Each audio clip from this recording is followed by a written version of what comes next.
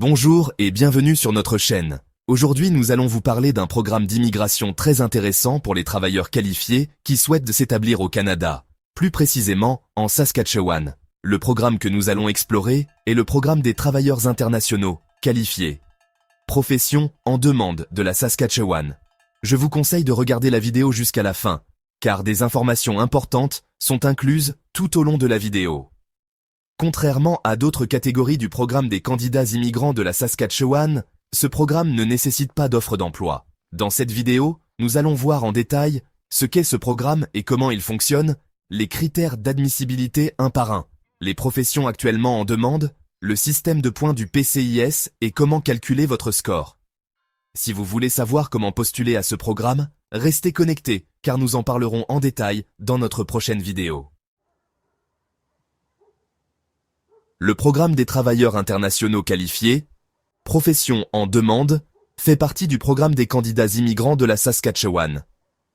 Il permet aux travailleurs qualifiés, qui possèdent une expérience dans une profession recherchée en Saskatchewan, de soumettre une candidature pour obtenir la résidence permanente, même sans avoir d'offre d'emploi. Chaque année, la province met à jour la liste des professions en demande, ce qui signifie que certaines professions peuvent être ajoutées ou retirées en fonction des besoins du marché du travail local. Voyons maintenant les critères d'admissibilité pour savoir si vous pouvez déposer une demande. Pour être éligible à ce programme, vous devez remplir plusieurs critères. Examinons-les un par un. 1. Avoir une expérience professionnelle dans une profession en demande. Vous devez avoir au moins 1 an d'expérience de travail dans les 10 dernières années dans un métier figurant sur la liste des professions en demande en Saskatchewan. Votre expérience doit être dans une profession classée, type 0, A ou B, de la classification nationale des professions. Certains métiers réglementés peuvent exiger une licence ou une certification en Saskatchewan avant de pouvoir y travailler. 2. Avoir une évaluation des diplômes d'études. Vous devez faire évaluer vos diplômes par un organisme reconnu pour prouver qu'ils sont équivalents aux normes canadiennes. Cette évaluation est effectuée par des organismes comme VUS, ICHIAS, IKIAS ou CES. 3. Démontrer des compétences linguistiques. Vous devez passer un test de langue reconnu comme le IELTS, CELPIP pour l'anglais ou le TEF Canada, TCF Canada pour le français. Le minimum requis dépend de la profession, mais généralement un niveau CLB 4 ou plus est recommandé. 4. Démontrer sa capacité financière. Vous devez prouver que vous avez assez d'argent pour subvenir à vos besoins et ceux de votre famille à votre arrivée en Saskatchewan. 5. Obtenir un score minimum au système de points du PCIS, 60 points sur 100. Voyons maintenant comment est calculé ce score. Alors, plongeons dans les détails du système de points du programme des travailleurs internationaux qualifiés, profession en demande de la Saskatchewan. Commençons par la formation et l'éducation, qui peuvent vous rapporter un maximum de 23 points. Pour un doctorat ou une maîtrise, vous obtenez 23 points.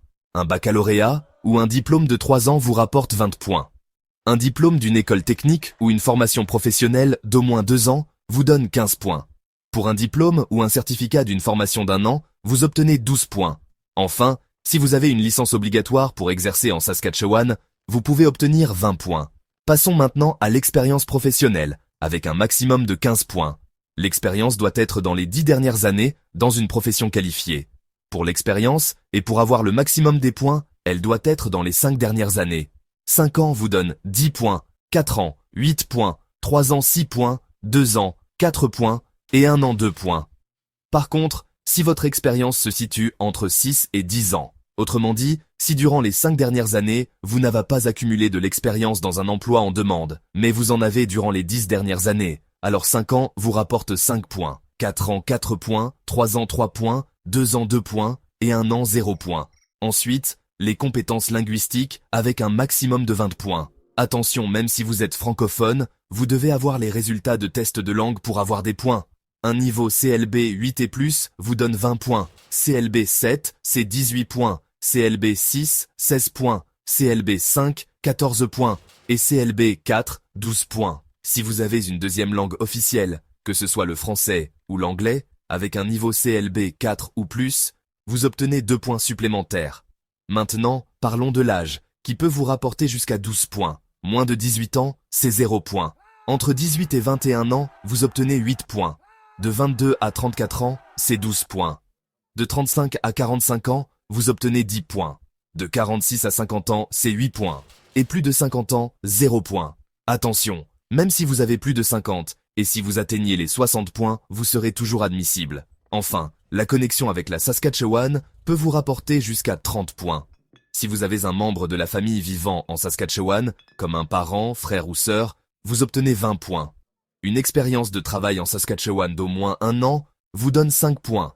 Et des études post-secondaires en Saskatchewan d'au moins 1 an vous rapportent également 5 points. Voilà.